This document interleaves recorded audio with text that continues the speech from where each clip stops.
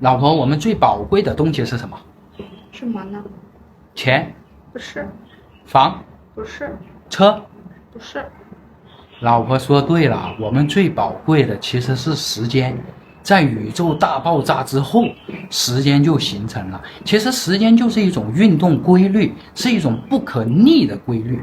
所以我们每个人最宝贵、最值得珍惜的，应该是我们的时间。在有限的时间里，请尽可能的实现我们自我的价值，自己多读书，自己多成长，自己变得更加的优秀，对我们的别人，对我们的国家，对我们的社会做更多有价值的事情，用一颗善良的情怀去面对这个世界，你们就会更加的珍贵。记住，积善成德，神明自得，加油！